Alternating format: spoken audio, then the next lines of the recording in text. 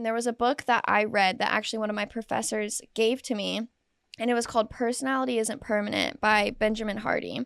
And I love Benjamin Hardy books. It's so good. And it just, oh my God, that was one of the catalysts to me working through my trauma. And it just gave me such a different perspective of I can be whoever I want to be. I can walk into a room and introduce myself as, hi, I'm Emily. I'm a therapist. I love running. I live in St. Pete. I have my dog Kylo, instead of like, hi, my name is Emily. And like, I was abused as a child and I have all this trauma and I'm broken and like, I'm doomed. Because that's how I felt for so long. I felt like people could look at me and see that like I'm broken and that there was something wrong with me. That's a really good point, because I think in this day and age, trauma has become a buzzword everywhere. And while we have the big T's and the little T's, it's encouraging people that yes, we have trauma, and it probably doesn't ever go away. It's building a relationship with it, understanding it, and being able to say that this thing happened, but it's not happening, right?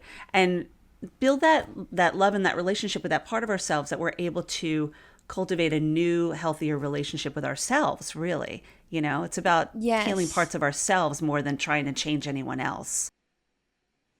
Yes.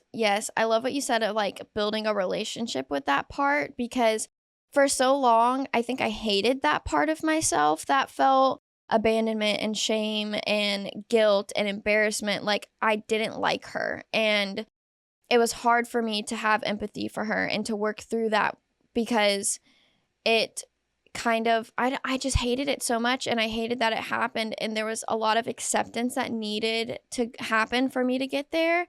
And that book just helped me see that I actually am in control of the rest of my life, and I can take responsibility for my future, and I can let this stuff go. And how I remember it and perceive it and tell the story, it's really just narrative therapy. The whole book is like narrative therapy. And just rewrite your story. Like, how do you want to introduce yourself? Who do you want to be in the future? Like, I want to be a business owner one day. I want to write books. I want to do TED Talks. I want to make an impact. I want to be a successful woman in this industry. Yeah. And maybe changing the word to... Well, what does that look like? Change the word to I will, right? I will. I am. You are, right. It's the I am. I'm here. A little coaching while we're doing our interview here, because it's really... you're in that process. And I the one reason why I loved our connection is because I see parts of myself in you and where I was at your age, but I don't think we were talking about so much of mental health publicly and openly when I was in my 20s. And so when I am with my students or anyone that's in their 20s navigating through life, trying to figure out where they're going to go next, I get so excited because I'm like, oh my gosh, they are so much further ahead than I was when I was in my 20s, because we didn't have these conversations. So it's empowering to hear someone who is just starting out on this journey, really in a career, really choosing to be the architect of their own life.